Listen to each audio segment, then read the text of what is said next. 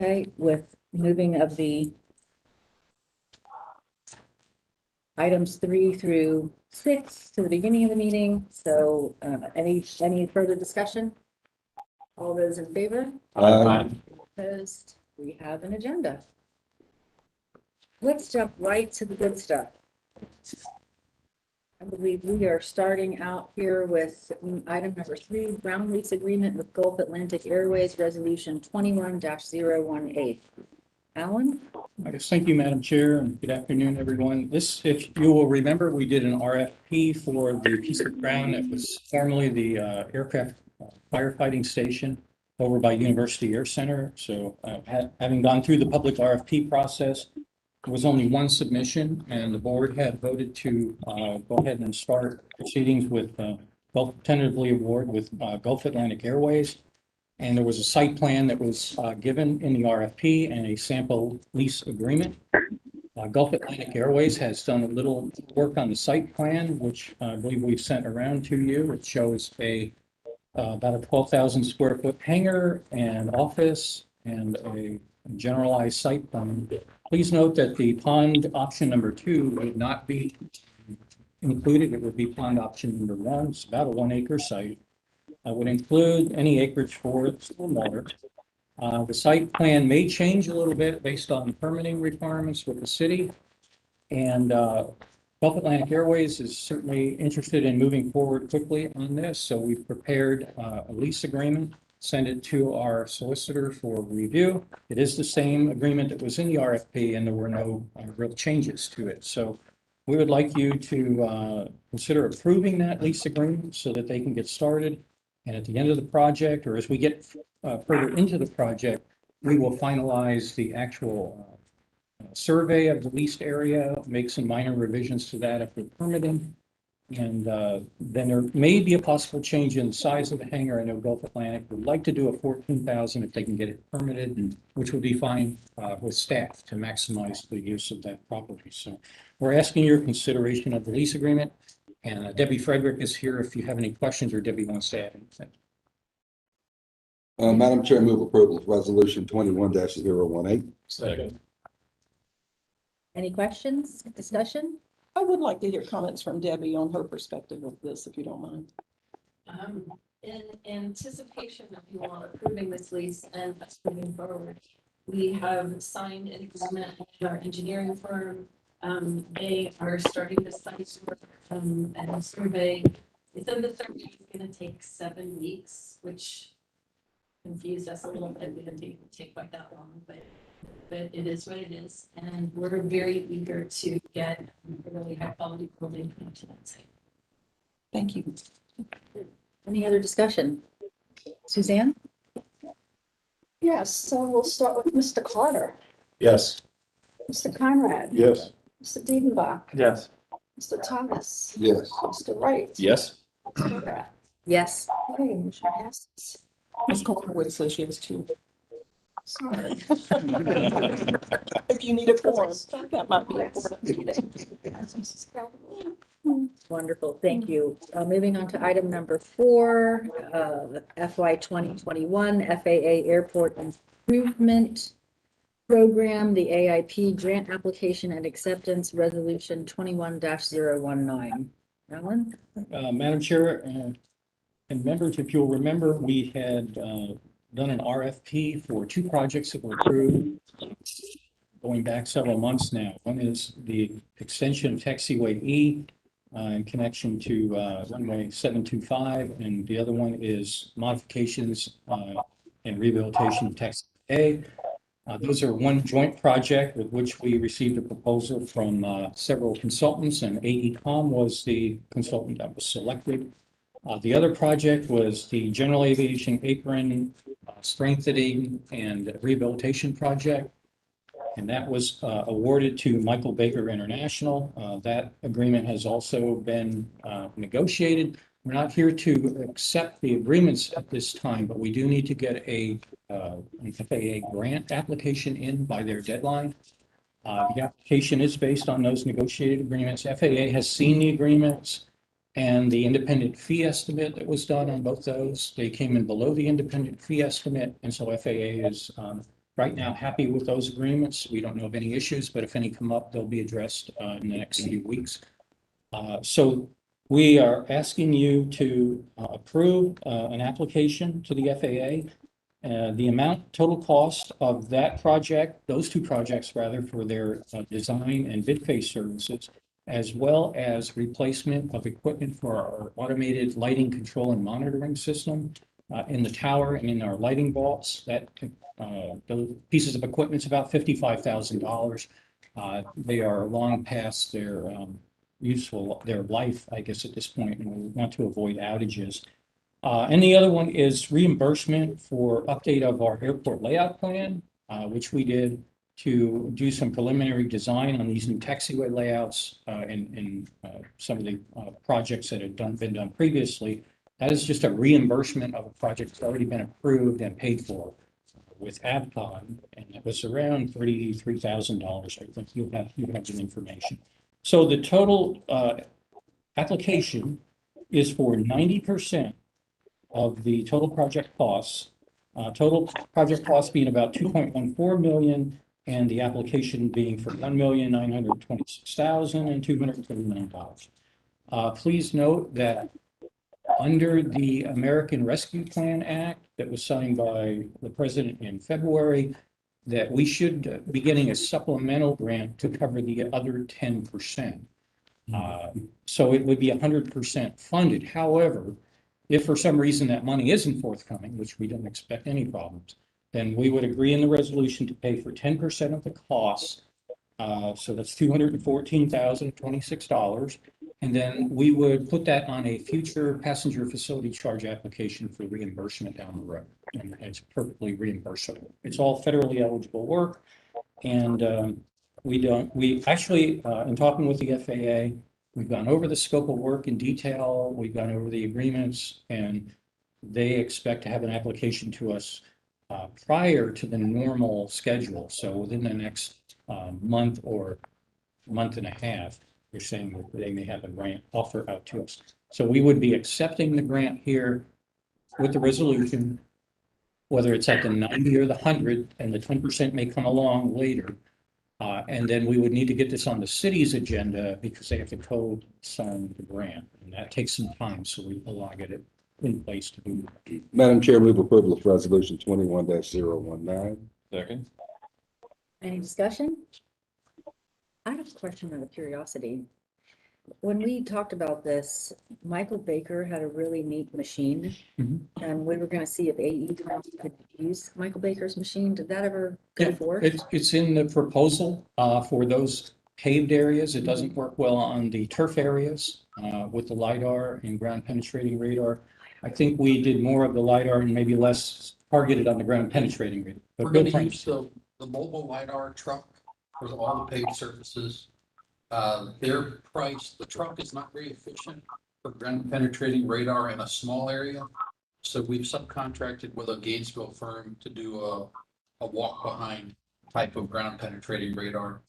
It was like a $20,000 difference. We used the walk behind equipment. It seemed like the truck was overkill for the ground penetrating radar.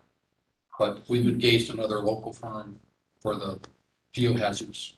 Gotcha. Will be a sub to our geotechs for the ground penetrating radar. My neighbor. Well, thanks for using a local firm. Yeah. That's good. Thank you. Thank you. Any further discussion or questions? Suzanne? Mr. Conrad, Yes. Mr. Diedenbach, Yes. Mr. Thomas. Yes. Mr. Wright. Yes. Mrs. Catwood, Yes. Mr. Carter, Yes. Ms. Horvath. Yes, Okay, motion passes. excellent. Yes, ma'am. Madam Chair, it appears to me that Matt Lyons is trying to say something, but we're not hearing him, so I'm just gonna go and give him a call, Okay, okay? I think he was thinking he would do the finance report first, but we went to item 3, which is fine, and we'll come back after to the finance because that does get voted on. okay. Would you like us to text him or? I'll just step out for a second. Well, but, We're gonna keep proceeding or? yeah, just- Okay, we'll proceed. Okay, thank you. Moving on to number 5, consent to assignment of lease and operating agreement between GACAA, I thought that was GACRA and Gainesville Aircraft Sales, Inc. and Collier Companies, Inc. Resolution 21-020. Okay, Madam Chair, this one is, as you recall, just a couple of months ago, we did a long-term lease for the former Ollie Air Hangar facility with J. Curtis and Gainesville Aircraft Sales. Since that time, the folks that are in the Eclipse hangar, which has now been leased to Chippewa Aerospace, were given new lease agreements. They would be subletting directly. I think for the long-term stability, Nathan Collier was looking for a place to put his aircraft. Jay had some additional hangar space that he's working on building at another airport. He does lease another hangar for us as well, and essentially he felt that Nathan needed the hangar more than he did. So they've asked to do an assignment of the lease agreement to Oliver companies. So I have no issue with it. They're both established, I'd say. companies, people that we know. So this is a fairly straightforward assignment agreement, which we've sent to Mr. Foster for review, made some minor changes, I think. So we're in favor of moving forward with that. All the other terms and conditions of the lease remain the same. It's just changing to Collier. Madam Chair, move approval of resolution 21-020. Second. Any discussion or questions? Just in time, Suzanne. Okay, who moved that one? Mr. Thomas, quick Mr. draw. Thomas. All right. I was trying to bat second. Well, one of us. I'll give it to Jerry. You get the next one. Well, thank you, sir. There was the next one, so you'll get it. I like to keep the meetings moving. We'll start with Mr. Dienbach Aye. and Mr. Thomas, Yes. Mr. Wright, Yes. Mrs. Calderwood, Yes. Mr. Carter, Yes. Mr. Conrad, and Ms. Horvath. Yes. Okay, she passes.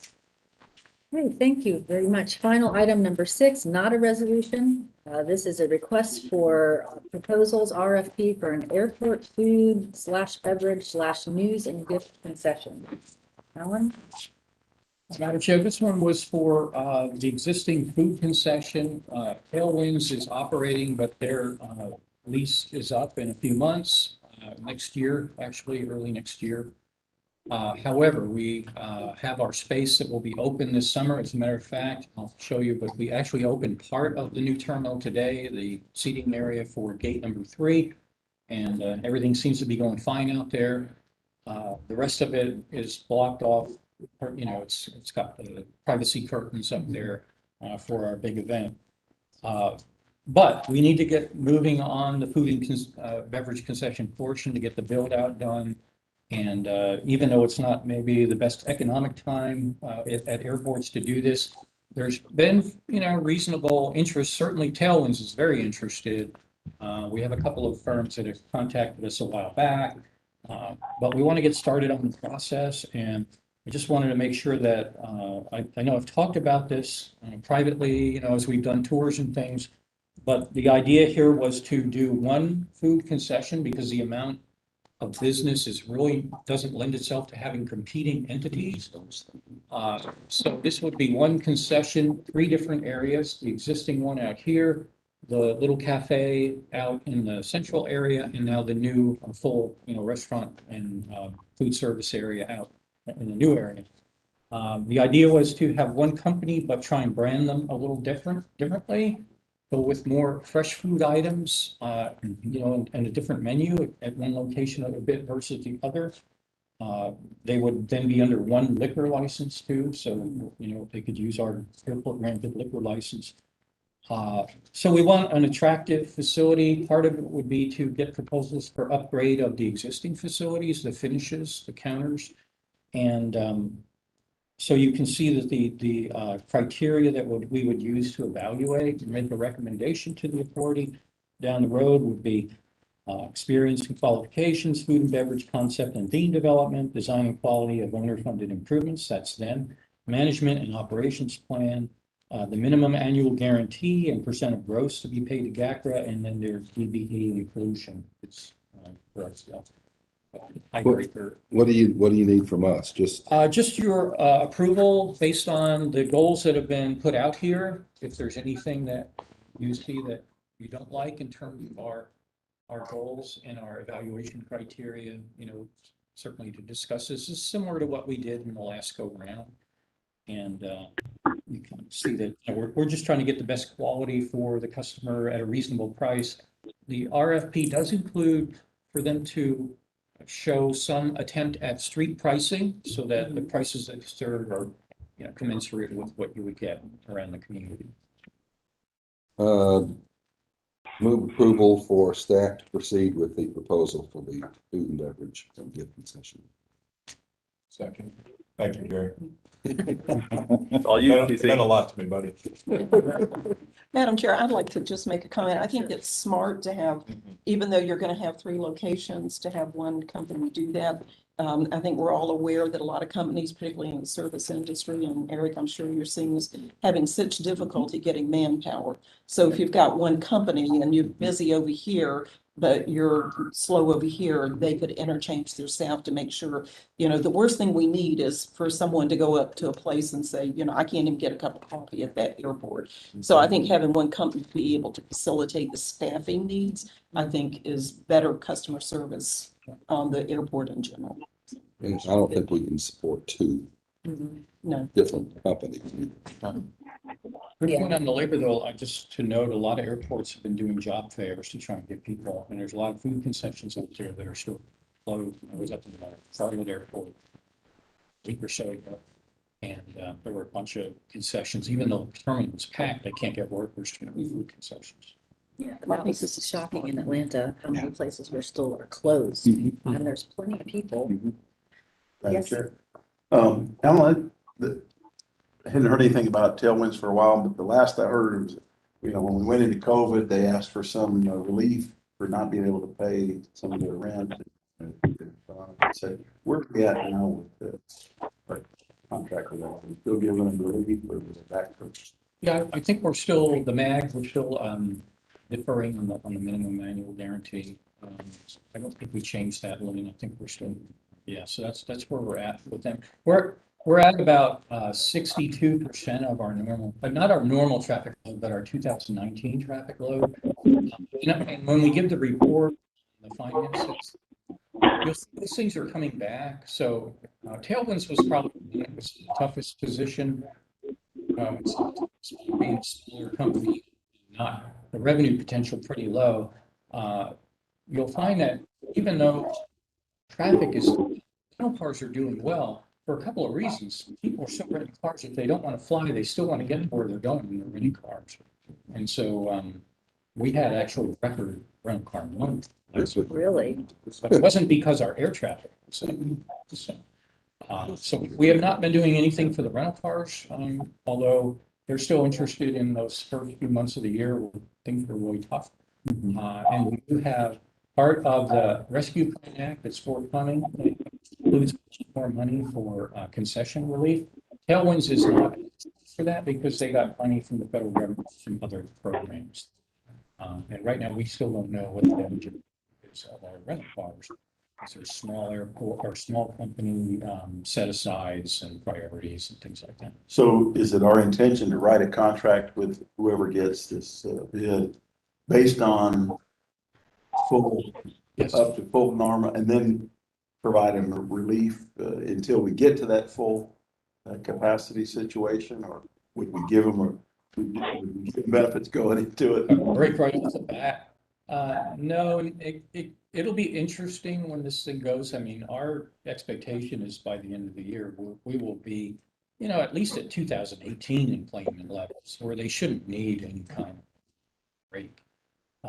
But when we get the actual proposals, there may be an issue where, it's a lower proposal than what we figured. And then, we can look at that and maybe make a recommendation, or we can look at maybe change in the agreement. Put an So that- escalator yeah, clause so in. that as the traffic returns, there's an escalator.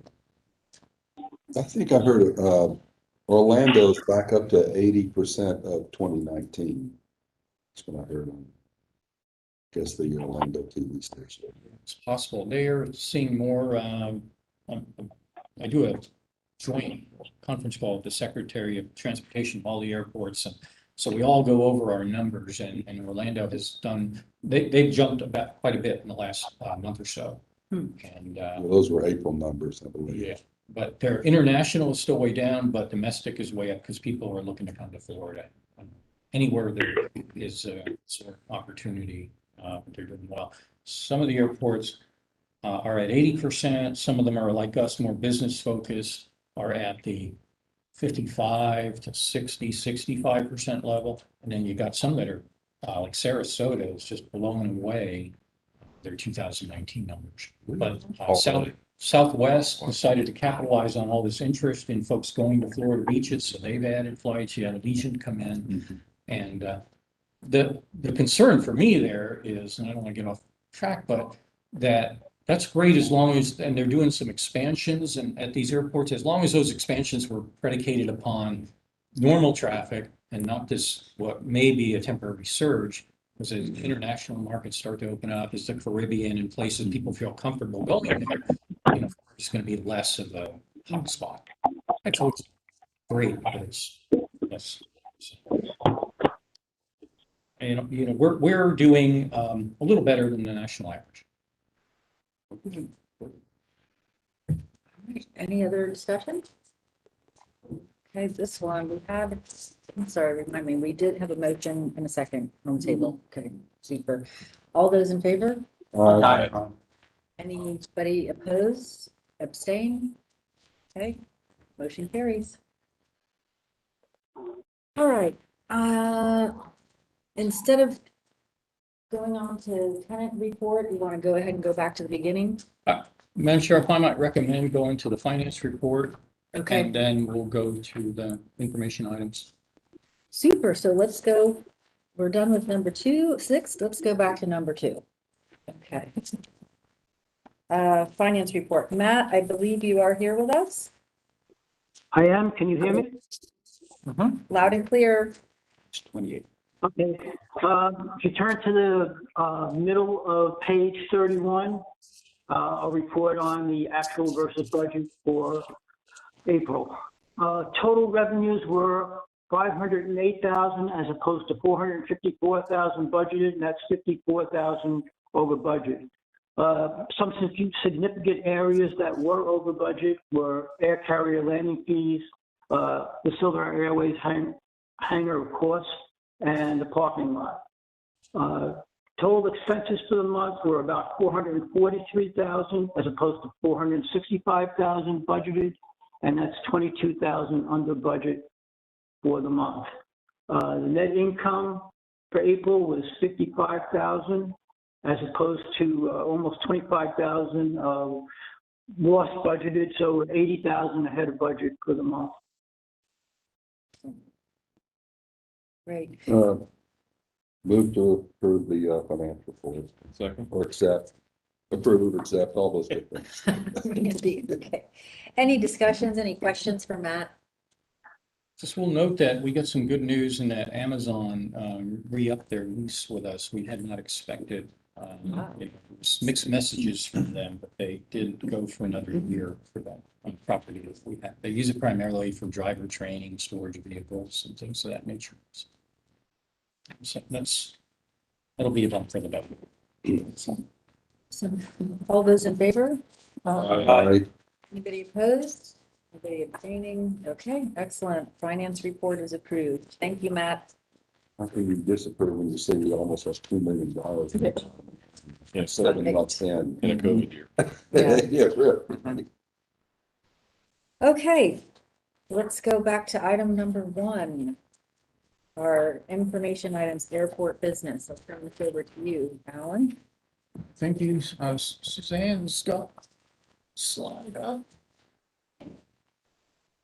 All right, our terminal, like I said, the first gate area, gate number 3 now, has been open today. Not much change in the aerial. Since we have these restrooms open now over here, they've already started doing a construction wall and demoing the old restroom area for that expansion and new finishes there.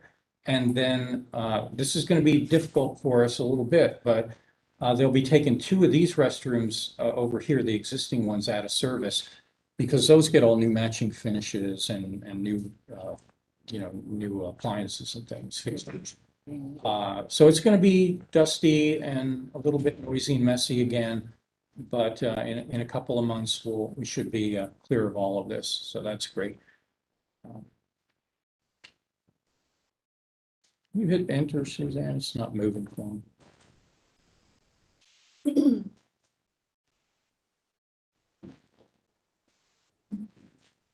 Must be a bad battery.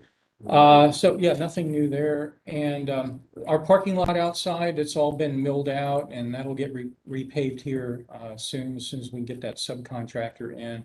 That concrete cap that goes to our boiler over to the mechanical room. We're going to uncover that. Part of the job was to uncover it, replace it, inspect it, just to make sure that pipe was in good condition. But we've since been working with GRU to get natural gas to the terminal for future. So, we're really looking at that option. And we offered to the contractor to get a credit on that, but they weren't offering much. So we're going to go ahead and put it in and do it as originally specified. The roof up above is almost done now, where they were waiting for the HVAC units to be in and operational. So very little to do there now, except the metal work, the cap and the trim, which they're busy working on. Got some brand new air conditioning units up on top, the fan or the rooftop units 1 and 2. And so we're starting now with some really good mechanicals on the building all around. We had already replaced some other rooftop units as part of the project. So this was just before opening. You see, we've got the partitions up here, just past the restroom entrance and the water fountains. And then down here, American is utilizing this for the former bridge number 1. And then the only things to do yet here are the interior palm trees, landscaping. There's a little unit, a wheelchair lift that goes over here, just in case somebody has issues or an airline person has issues, trying to go up the regular handicap ramp. But so that's on order. And they're just working on some little paint, finish items and things of that nature, trying to get us satisfied on a few things. You can see the new furnishings are in. There's a combination of different types of furniture out there. This is the view from inside the existing terminal. And so you see how it opens up here. We're trying to clean all this up. This counter goes away and it's going to go into storage. And then the tailwinds area here, and these seats will get relocated over here when it's all done. So we've got new trash cans and things coming. It's part of it. And then there's a little bit of wayfinding signage for some reason that hasn't arrived yet. And it's a little confusing right now. So we're looking at how we can make that a little better. Most of the wayfinding is in, but it's not all in. So there you can see what it looks like when you're deplaning coming into the new terminal. And there's just some views. You've seen a lot of these have been up there before. So everything is getting cleaned up and just ready to open. The new food concession, part of their requirement there will be to take out that temporary wall and do a complete build out there. The hood is in place. The floor drains are there. They can move them around somewhat if they need to. And the ceiling and lighting, it's all inside there. So it should be a pretty straightforward build. And then at the end, they can take that wall down. New boarding bridges. Those are about ready for shipment. They're supposed to be shipped on the 14th of June. They should arrive one at a time on the 17th and the 18th. And it'll take about 3 to 5 weeks to install them. We have a 4th of July holiday in between. And so, we're excited about that. We're having bi-weekly meetings with them. A couple little issues they're waiting on. Picture's not the greatest, but there's the tunnel and the cab and these are areas where there are some glass in the bridges on either end. So, and that's for another discussion item. So, It's so exciting. I know. It has the Bill Conrad charging stations all over the place. And we got whacked this morning, so we opened it up for a very brief time, one flight. And we have been electrifying the existing chairs. And the contractor ran out of breakers because the city made them put ground fault interrupter breakers. And so they put some of them in, but they didn't get them all in. They're waiting on some breakers. So that darn thing was open for 20 minutes when we got a nasty Google alert that somebody posted that all the seats have outlets and not a one of them works. oh, shit. So Aaron responded. We put little stickers on the ones that were out and told, so that we would know why, but no good deed goes unpunished. Whole airport is 2-star. 2-star. And I was going to report because we've been getting all like 5 stars, 4s, sometimes, but most of them 5s. That's someone that was very bored. Yeah. That's what they mean by first world We're problem. distraught and looking for a problem. Yeah. What restaurant do you own? I want to go there to eat. Yeah. They didn't get the bid for the bill, that's what it was. That's what it was. Okay, let's see, what have I forgotten here? Yeah. Oh, the item number 3, which would be our new parking garage and multimodal facility. We did get the design bid documents. We've had them for a few days. They're pretty extensive. So we've been going through those and specs. We do have a meeting with the contractor or the consultant tomorrow to talk about that and the delivery method, whether, design build or CM at risk for that contract, and to go over some of the items. There are a few things that I think were missed. We will attend to. And then, if you like, we can come and bring those back to the facilities and planning committee meeting. It's pretty much as discussed in the previous meeting, the number of spaces. It's cast in place concrete, but there'll be an option for the prefab proposal with the slope. But right now it's the cast in place with the level parking deck. 450 spaces, restroom, emergency generator. We need to address the revenue control, parking revenue control system, and electric charging, or the opportunity to add future electric charging. So there are a few items that need to be attended to. But all in all, it's a pretty substantial set of documents for that design build, I think, that we're doing. So it's moving along.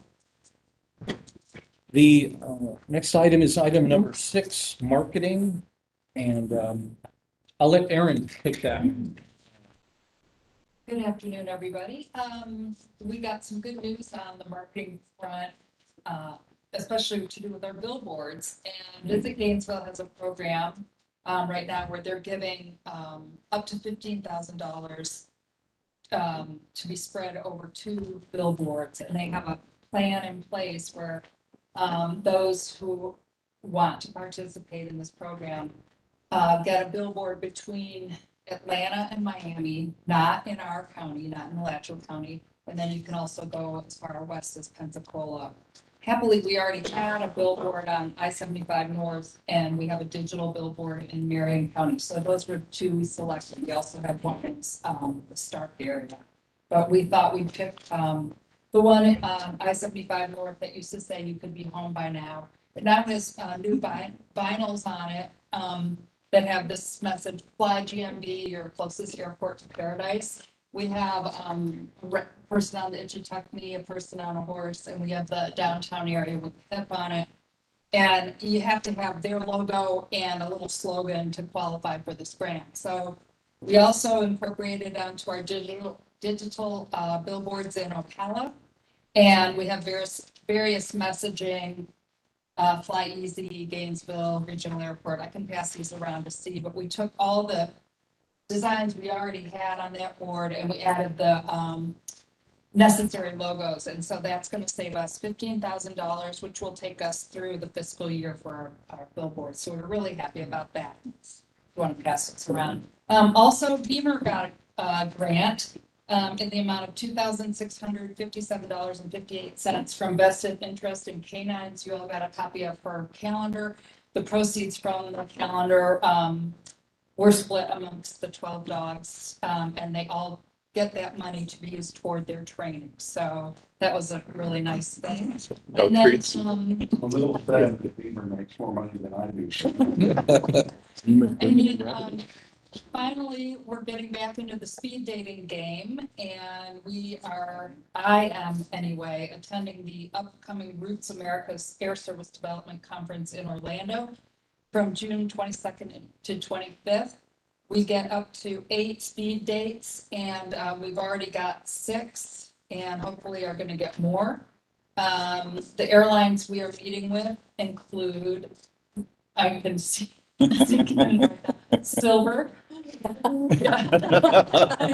about Breeze? No, keep it at that. I love it. United, Southwest, wait for it, Breeze, Right?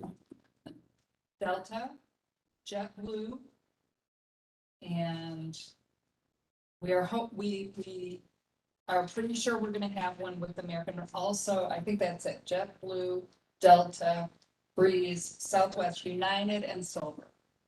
So Martin Cameraman will be joining me, and Alan might be able to sneak away for a couple of the dates. So I'll be able to report back to you once.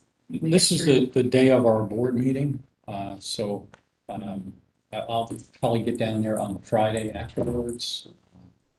And if there's an opportunity to get there early on Thursday, we'll do that. The one that we're most really interested in is United, of course, and I think that was smack dab at meeting times. Yeah. The other would be American, to try and get them to look at DC service. With United, we're looking to push DC service. The new Silver Line train from Dulles is supposed to be done, I think, in February. Yeah. So that might be of next year. So that might be an opportunity. But United has always said that we would try that at your airport, but we think as soon as we do, American would go in to national and then shut us down.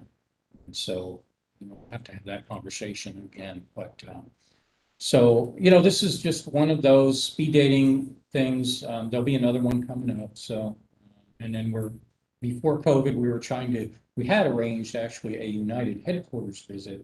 And then it was decided, hey, there's just not really any movement right now. And it's not a good time right now, regardless. Airlines are doing some interesting things, but it's mostly coming to Florida Beach locations and trying to get capacity to these airports. We're just not in that game, unfortunately. But we're updating our numbers, our leakage numbers based on 2019 enplanements to show the good story, to tell where we were, and then certainly to sell the terminal improvements and our ability to handle more traffic. So we'll do the best we can with it, but we didn't necessarily want all of you to have to reschedule a meeting time. So, but Do you have any questions? we or got wanna Mark see our Marcus, date? so we'll go. For our dance card, I've got a copy here. I'll send it to you. So if you tell them Steve Spurrier's opening a restaurant in Gainesville, that will be a destination point, you think? It's amazing though, when we have these meetings, how often we come across somebody who's a former paid. Yeah. Oh, yeah, I'm It's sure. just a lot. Okay, the last item is this Burrell Group storage and infrastructure plan. And I hope you've had some opportunity. I know this is short notice, and I have to tell you, it was difficult for me. I had, my father was very ill and I had to run up to New York, and he passed away a couple of days ago. So I'm headed out. Thank you. Headed out on Friday, tomorrow, to go up there and, take care of business. So these folks did come in just before I left and, or just after I came back, first time, I guess. And, we had a meeting. They are going around to about 13 different airports. And the big overview is this: they're developing a developer that has a lot of sort of varied experience. They've never done any airport work. They're not aviation people. We've been there before. And so they see an opportunity to piggyback on the amount of federal dollars that they think the state of Florida is going to have for infrastructure, to build ramp, taxiway, utilities, roadway, to go to a large airport development site that would include hangars for large aircraft maintenance, would include air freight operations, cold storage, distribution, and they added at the end an FBO. This was not something that's in more conversation. Their thought on FBO, and it is in their agreement, is that would only be to serve aircraft that go to their facilities. But we don't know what those facilities are at this point. So the main issue we have here, a couple of issues. One, they're looking at $2 billion that's supposed to come from the American Rescue Plan Act to the state. And they think that they've hired a very influential lobbyist in Tallahassee, and they've already made a lot of meetings with folks in the administration, with the Secretary of Transportation, with the head of the aviation department at the FDOT, Enterprise Florida. I mean, you name it. The Speaker of the House. They've hit everybody. They've got a good Tallahassee contact there, advocate. I did talk with the manager of the aviation department on this, and this $2 billion that they're getting, it's not going to airports. It's going into the Transportation Trust Fund for highway work, and there's a certain amount earmarked for ports. But that money that does fund highway projects that would not otherwise have been funded, that would have otherwise been funded by the transportation fund or the regular gas tax money for the capital budget.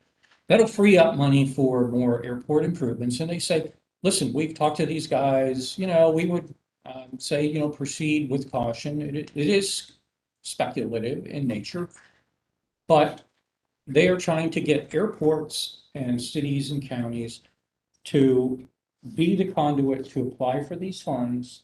They would match the grant funds, so they would use their own capital, a small amount, and then raise capital to cover that grant share.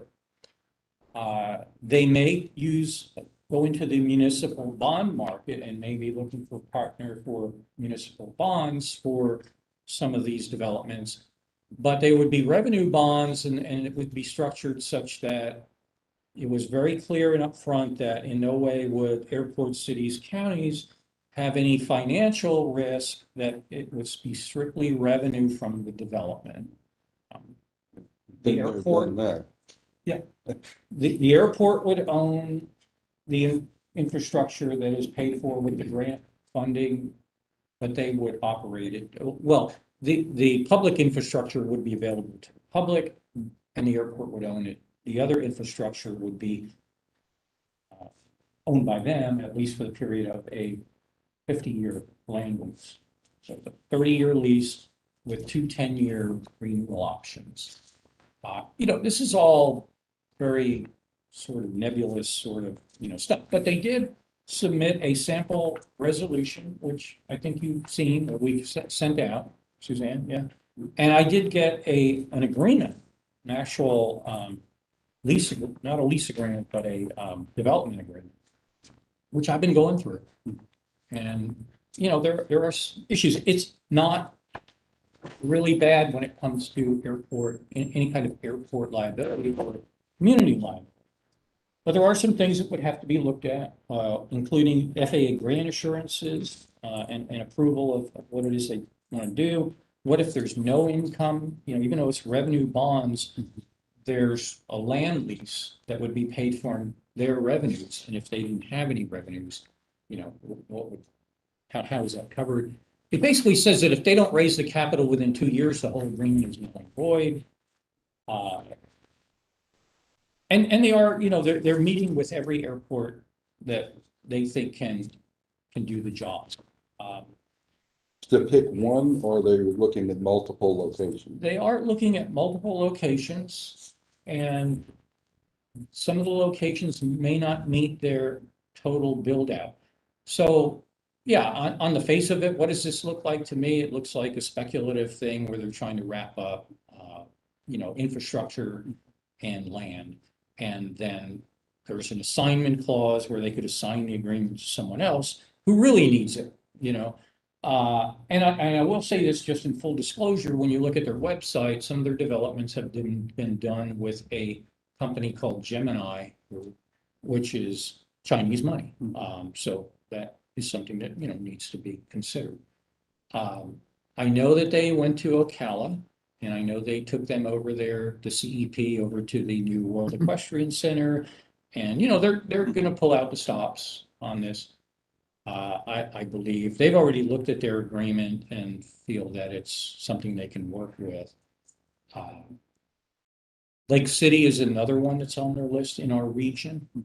But there are other airports like Melbourne. I think Daytona Beach was in there. There's St. Pete Clearwater, which is kind of landlocked. But there are a number of others that are.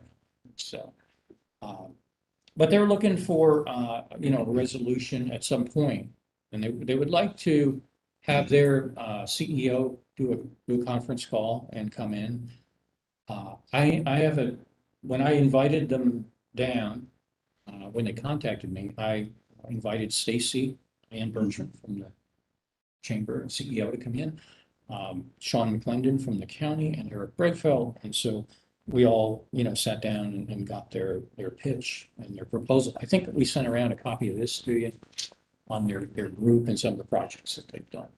So I've got a conference call with those folks again tomorrow locally.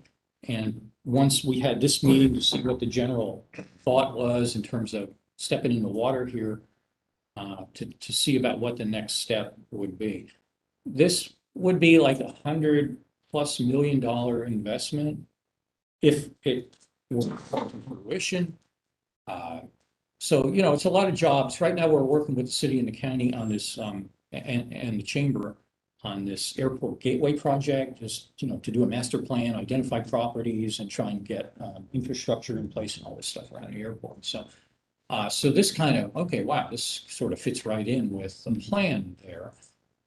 The area that they're looking at are, they hired CBRE, the big real estate appraisal firm, to look at all these airports and look at the ones that were feasible. There were a lot of errors in the CBRE report. I don't know if you got a chance to read it. Yeah. The picture of Tallahassee. Tallahassee. It's Never close. away. 30,000 acres or something. Yeah. Yeah, 3,000 acres, I think. So some of the data they had was not for us, obviously, and then that's true of the other airports too. So somehow somebody really screwed up the cut and paste on that one. God knows what they charged them too. But we're talking about a development that would be anywhere from 875,000 to 1.4 million square feet of building, and that's pretty big. Looking at maybe 100 acres, and this is where we have on our master plan for MRO, air freight, that sort of thing. There's only 47 acres there. Everything to the south here is owned by the state primarily. There's a couple private landowners over here, and it's wetlands. And I'm sure Jerry will have some comments on this. Just for, we just put these boxes on here for scale. There's about 1.4 million square feet of building, but it has no runway or taxiway access. Even though this is all wetland, I can tell you, yeah, these maps are probably out of date. Probably all of this is wetland. This is former city dump over here, and you can't build on this along this roadway here. But you do have, and then this is our new entrance road area. So in general, in terms of our master plan, I don't know if they would look at a lesser facility here, but in terms of future airline terminal growth, you probably wouldn't want to box the terminal in here. You would want to, certainly allow growth on one side or the other. But this would be a major development that would require a lot of cooperation with the city and the county and the water management district to try and make it happen. And so the thought for tomorrow's discussion, if the board wants to move and look at this, would be to start moving up the chain of command within the city and the county a little bit to get some kind of buy-in on it. And at some point, bring the commissions in. But, they're looking to move quickly to get these resolutions done. I don't know how quickly other airports are set up to react that want to do this. From what I've read so far, and I'll send these agreements over to Matt Foster, there really isn't much in terms of risk at this point that I can see. But my thought was to get these documents to the facilities and planning and finance committee, maybe do a joint committee meeting if it be via Zoom. I'll be up in the New York area next week, but I'll have access to do a Zoom meeting if you're willing to do that, or wait till the following week. And then maybe at that meeting, have their CEO call and talk with you, and you can ask pointed questions about it. So that's kind of where we are.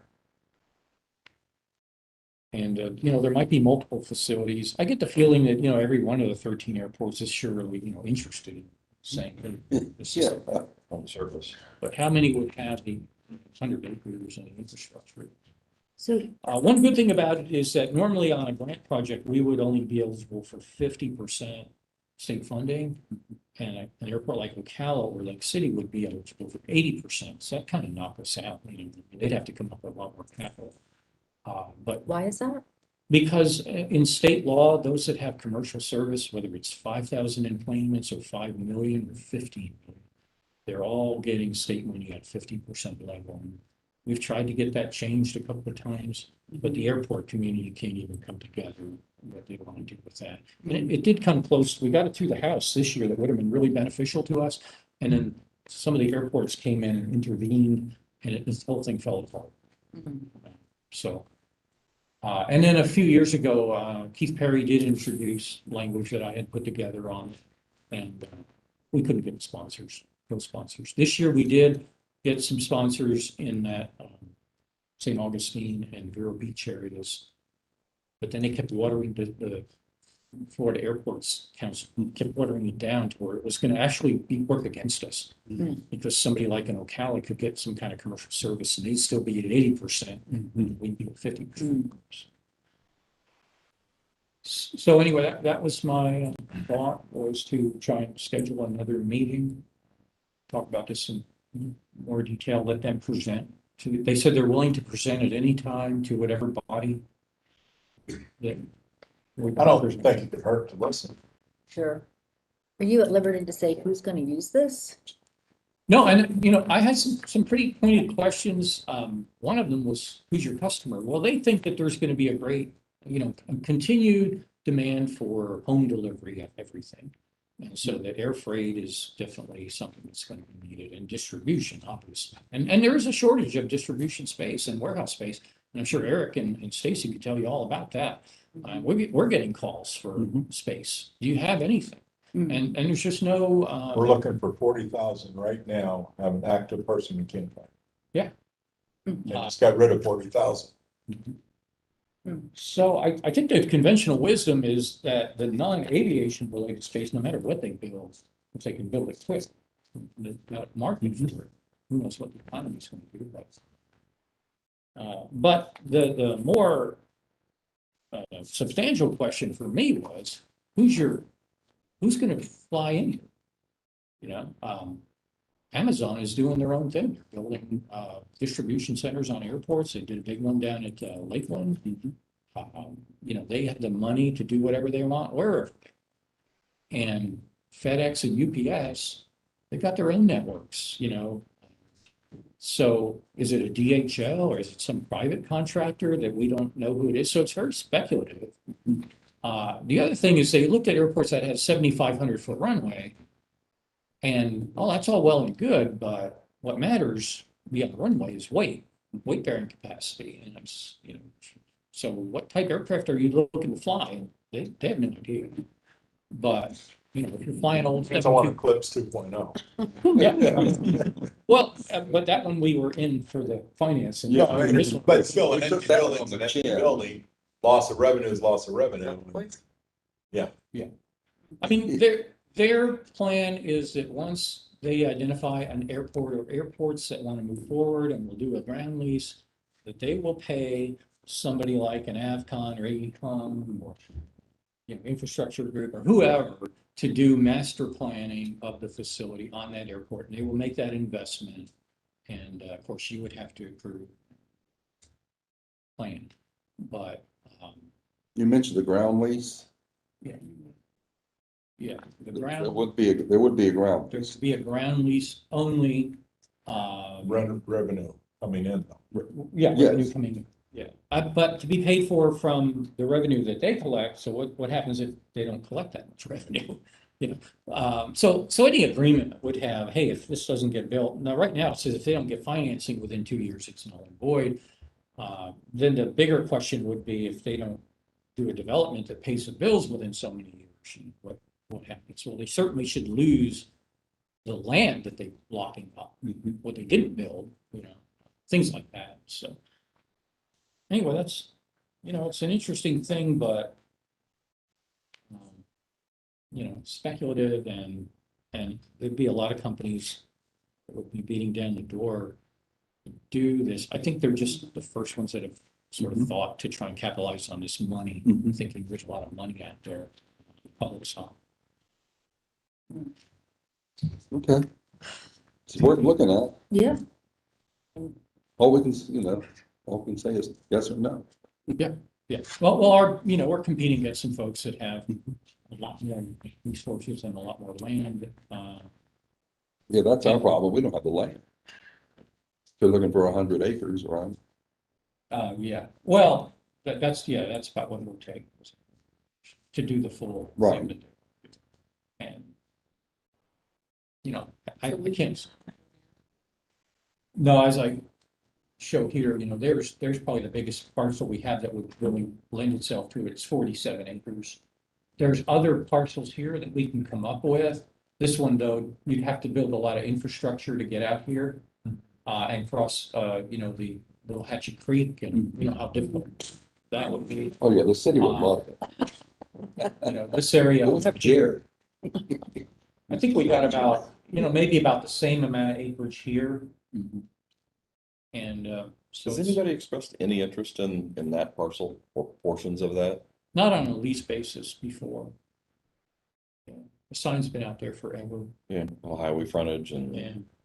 And, you know, that'd be a great place for a hotel on the side of town, I think, but, you know, we thought, well, maybe, you know, when the economy gets better in COVID and, you know, there's some good things happening in there, you know, I'm not at liberty to speak for what Eric's group is working on, but, you know, there's some interesting projects on the county side and chamber side, things that,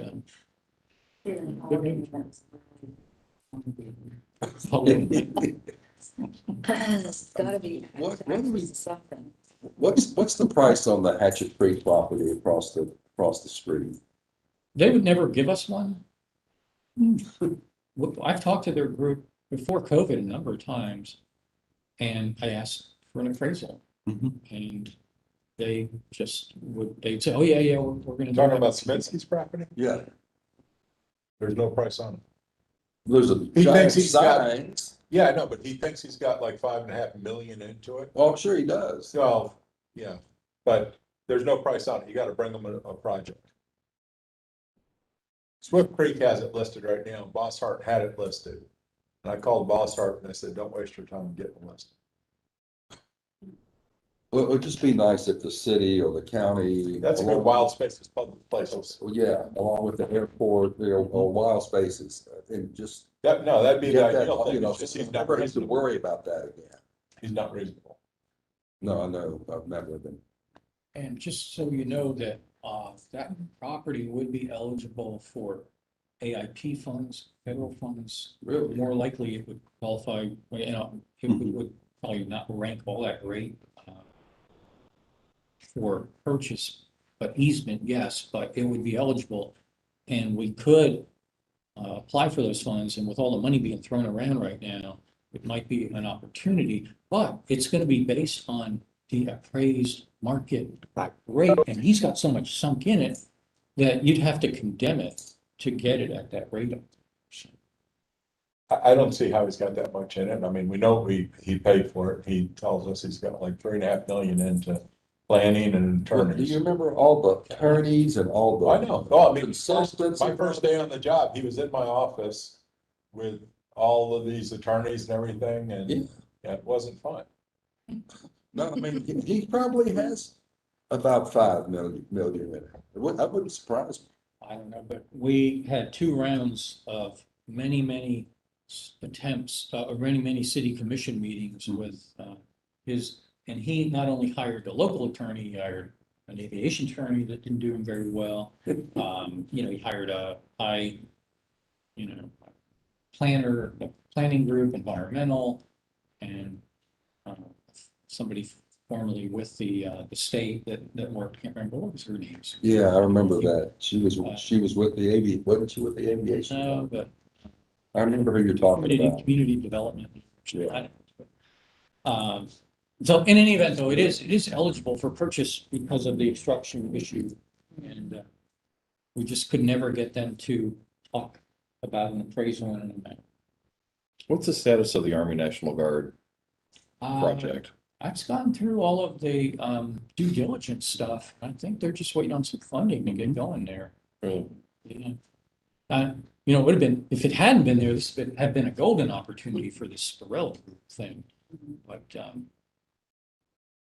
there's some other things going on in the industrial park and whatnot, but I can't really speak too much about them.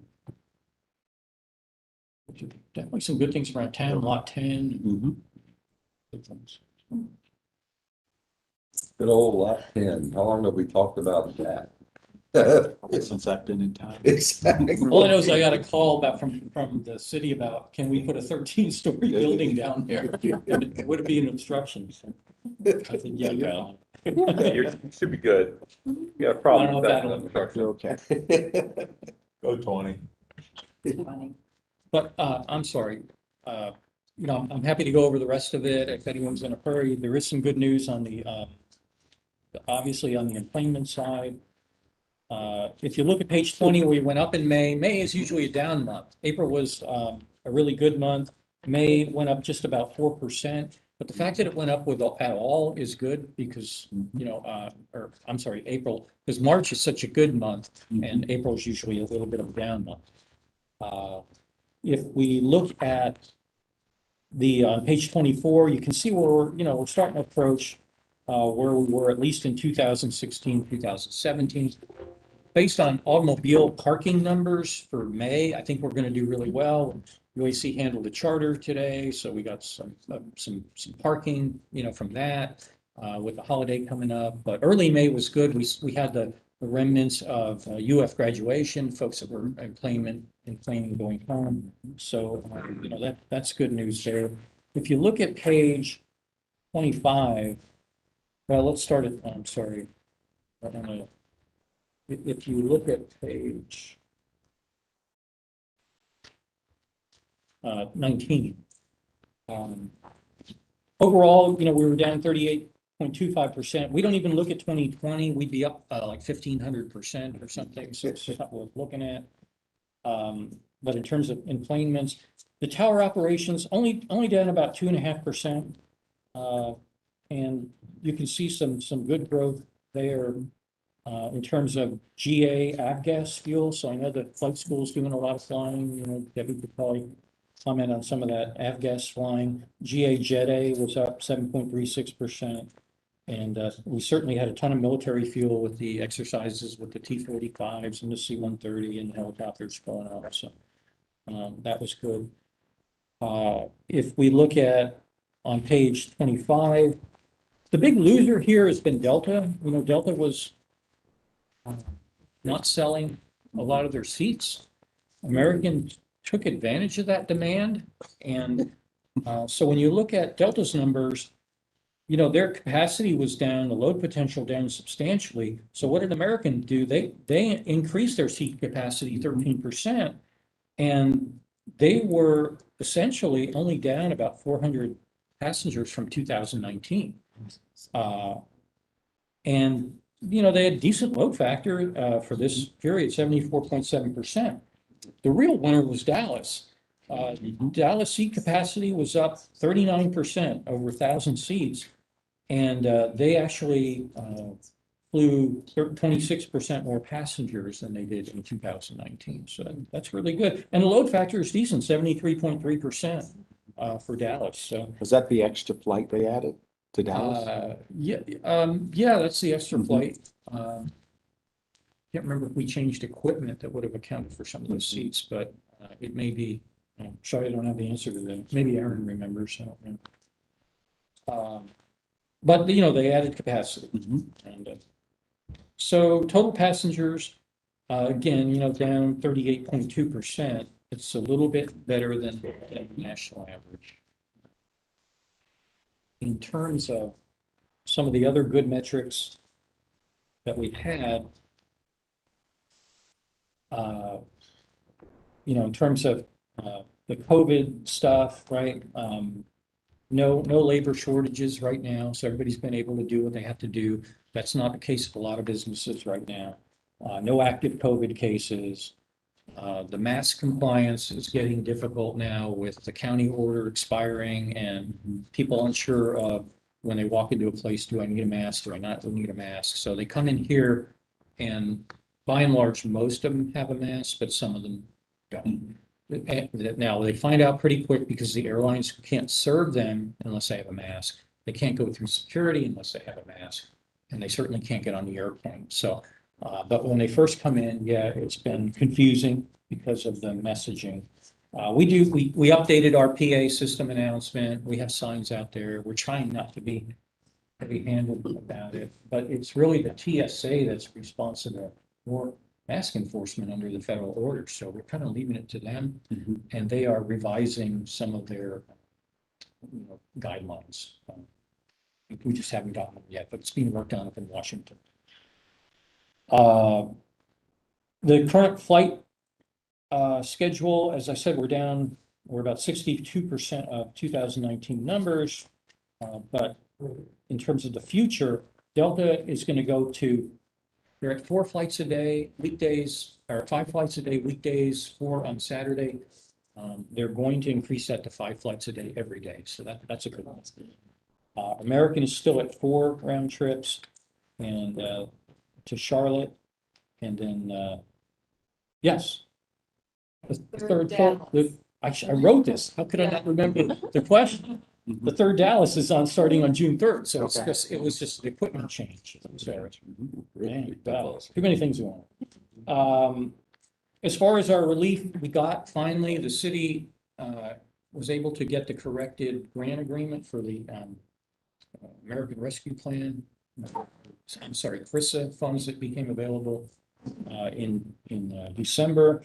So that $2.3 million is all been approved. We're just waiting for the line of credit with the federal government to be increased so that we can start drawing on that for operating expenses. The big one is this 8.3, we think, $1 million American Rescue Plan Act funds that a lot of airports do not need, and some do, but a lot don't. That's a very similar form. It's actually the same formula. It should have been released by now. There's no good reason why it hasn't. I've been calling FAA. First it's going to be released in April, then it was mid-May. And then I said, okay, I know I'm getting the runaround, so I called Senator Scott's office, called his aide, Colin out there, and said, hey, what's up with this? Can you find out? And he came back and said, they're telling us maybe June. Maybe June. So my sense of it is they're either overwhelmed or they're, I'm concerned about monkey business with the formula. It's a lot of money and they're probably trying to see what their options are for release. I don't know that. I just, on the CARES thing, I was so, Underwhelmed. so, yeah, disenchanted with our government, how it was handled, that I don't have high confidence, but we really need that money for capital projects going forward like that parking facility. So, the good news, which we alluded to, and this is the end of it, is a rental car business. We had a record month, and it's kind of broken out where some are winners, some are losers. Avis budget was down 23.6%. The good news for them is they got the state contract for rental cars, so they should, have some recovery. Enterprise Group, which is Enterprise and Alamo and National, they were up 28.5%, and Hertz Dollar was up 38%. This is over 2019 level. A lot of people are And now they're Hertz expensive added now too. dollar, and part of the reason why Hertz is doing so well, Hertz didn't have dollar pre-COVID. Okay. And so they added that discount brand. This discount brand is pretty popular. The other part of this, though, is there is a real shortage of cars. So if you try to rent a car, Oh, the they're price is going to crazy. Yeah. Well, that'd be fun. So when they got, and got all those financial troubles, they sold off fleet to try and Make up. pay the bills. And then Hertz went bankrupt, so they lost fleet, and they had, it was like 1,000 cars burn up or something down in Fort Myers, I thought. So it was horrendous. Yeah. So it's not all about, renters. It's, a lot of it is about, rents. Well, you're also looking, you're looking at dollars and not at units Right. rented. Yeah. Not truly number of No, units, but it's like the movie the business. premium where for it they now, so. Talk about $1 billion in grosses. Well, tickets are now $12, Yeah. $3. Yeah. Luckily, we get paid a percent of dollars. Right. Yeah, that's right. There's that. Exactly. That's all. Since it's tied to dollars, it's about. And that's it on the information items. Any other questions for Alan? I think we're going to jump back to the other side of this agenda, and we are left with our town report. It's only take about 30 or 40 minutes. Yeah, the floor is all yours. By herself. So, I know you all look at fuel numbers, kind of on a monthly basis. We look at fuel on a weekly basis in every category. And the most telling number for us is our Jet A retail sales. So our Jet A retail sales are right now averaging about 90% of what our expectation for, 2019, where we want to be. If we sell 30,000 gallons of Jet A week, that's where we want to be. And I looked at the last 4-week average and it was 27,004 gallons. So, it's on a steady, every once in a while we have a little jump up or jump down. Contract fuel's kind of all over the place, and that just depends on who's doing what. But when we look at the Jet A retail, we feel really good about that. The other, really the story of UAC right now is how hard we're working to get that hangar built. We're very excited about what that's going to do for the easing the space issues that we have with our business. I think every department in UAC has come to either Dr. Mike or me and said, I really think that I should have a piece of that building, which happens, but we've put a lot of effort into presenting you all with a good plan, and we're very grateful for the continued partnership, and we think that's going to be terrific. our goal was all along to get this done by the end of the year and get a certificate of occupancy. It's just really not feasible to be able to get it done that quickly with all of the hoops that you have to jump through and the things that need to happen. And then the other thing that is a very real concern for everyone who's building anything is the availability of materials. So as long as we can get the building from Dean Steel, then, you know, we'll be right on schedule, but that will be, of course, I guess a game time decision when it's time to bring that. We're very happy with our partners. We think it's going to be,